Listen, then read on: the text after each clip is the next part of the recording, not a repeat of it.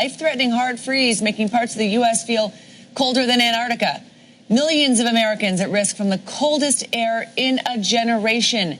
Wind chills all over the Midwest will range from -20 to -65 degrees Fahrenheit. The biting cold already causing at least 1 death in Minnesota and 2 in Illinois.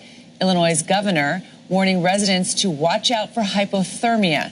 Schools in Chicago closed today. That tells you how cold it is. When Chicago schools close, you know it's cold. Okay, so here's a really good piece of propaganda. Now, even though you can see for yourself, and since I think, what was it, the end of September, I was explaining how unbelievably cold it was for no particular reason. Well, now this is how CNN's going to jump in once again. Now, you know CNN, right? Let me jog your memory.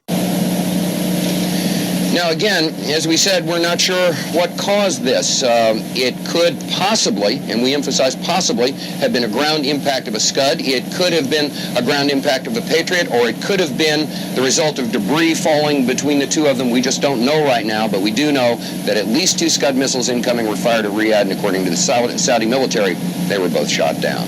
Charles Jaco, CNN, reporting live from Saudi Arabia.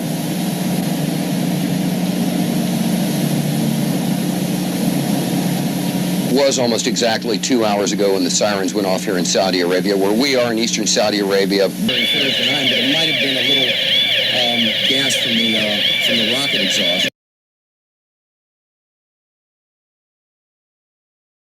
Coverage that was actually done in a studio, and if you look at this, this looks an awful lot like the set of Sesame Street. It's not even realistic. It doesn't look. He's slightly covering. Oh, there might be a Scud. There could be chemicals.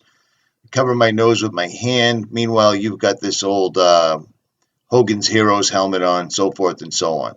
So here's the deal. Long story short, CNN is known for pushing the public bullshit narrative, and this is no different whatsoever at all. The Earth is warming exponentially. We're all going to die from heat, so scientists are going to block the skies. And there are massive corporations involved in this, and they have been doing this in the background the entire time, telling us the lines we're seeing sprayed in the sky every day, the sun being blocked out completely and entirely, is just our imagination. And yet you can find these websites left and right, and they all have strange, godlike biblical names, like man, for instance. I've shown you this before. And who does man work with? Well, man works with 𝗵𝗂𝗍, is a wholly owned, subsidized, Bermuda domiciled company. And what they do is they help people with the weather. As you can see, Nephilim and man, Nephilah, man, see this right here? Nephilim. Yeah, we're not making this shit up. We're not making this up. At any rate, long story short, they've been doing this a long time. So CNN's teaching their dumber viewers how global warming is still happening, even though since, well, October, November, December, January, and going into February, it's been colder than it's ever been in a generation. Now, I'm not pointing out the geoengineering, all this other stuff right now. I've done this ad nauseum. If you haven't got it through your head yet, I don't know what to tell you. What I am going to show you is a few ways to keep warm if you find yourself trapped by this incredibly cold weather. Because they're warning you not even to go outside, but not even going outside just is not an option to a lot of people. So if you get stuck in a vehicle, here's a couple of ideas. This is an old one right here, and it's saying stuck in a blizzard. See this little trick? This won't help you outside in a storm, having a tea candle or a candle inside a coffee can, but inside a vehicle, it will work. If you're trapped in a vehicle, a coffee can or a soup can or anything like that with a small tea lamp, this thing will give off enough BTUs to warm up the inside of the car and keep you from getting hypothermia. That's one way to do it. Tea candles are small, in my opinion. I just carry an emergency candle or any type of candle, but when you light this in your vehicle, make sure you have it at a low point. Keep your hand above it to make sure it's not heating up the headliner of your vehicle so that it burns. Just see what I'm saying? Excuse me.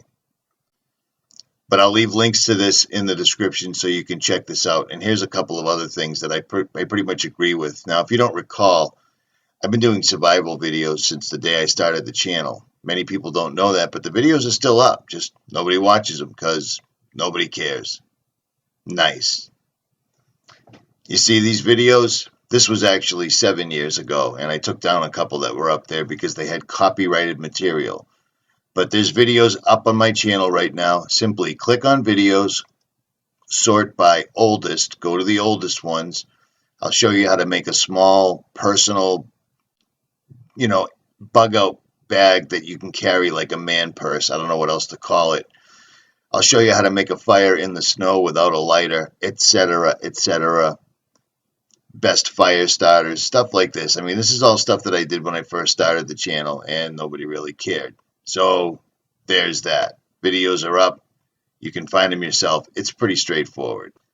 This is also a good article on winter weather and first aid. There's a lot of good tips in here. I really like to think that most of my subscribers already have something like this in their car. You don't have to call it a bug out bag. You don't have to call it an inch bag or any of this stuff. But here's some of the things that they recommend. And it's funny because they were saying the same thing that I did, if I can find it, where alcohol, it might numb you where you think you're not freezing, but you'll still freeze. Where is that? Here we go. Let me find this real quick. Okay. Hypothermia and frostbite are real, even in 50-degree temperatures, blah, blah, blah. Alcohol does not warm you. That's a fact. Avoid eating snow. If you're in a spot where you need to eat snow, melt it and then drink it.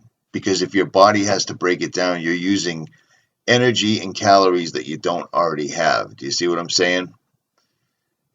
Let me see. Being prepared, well, keep extra socks. Anything you can wear. If you live in the Midwest or if you're in New England like I am and the weather's coming, wear merino wool or any type of wool. If you wear cotton next to your body and you're all bundled up and you start sweating, it's going to get wet and it's going to stay wet. Do you see what I'm saying? But again, just like I said earlier in the earlier videos, severe cold can be just as dangerous as severe heat. Stay hydrated. Even if you're freezing, you still want to drink. I don't mean sit there drinking water all day, but drinking beer, etc., drinking alcohol, it's just going to make you numb to the point that you don't know that you have hypothermia. But this stuff is dangerous. We've already seen them using weather as a weapon. We've seen it in California. We've seen it in Katrina. We've seen it in a lot of places, going all the way back to Hurricane Sandy, if you guys remember. I covered that then live because we got hit by it, and that was the most unnatural storm I had ever seen before. I'm going to leave you links in the description to this, and like I said, you can go back in my videos. I covered all this stuff ad nauseum for the most part. The editing then is just as good as it was now because it's about the information. I don't care about the presentation. We ain't got time for that. Anybody thinks we do, you may be following the wrong channel. At any rate, Richie from Boston, like, share, subscribe, or don't. I am out.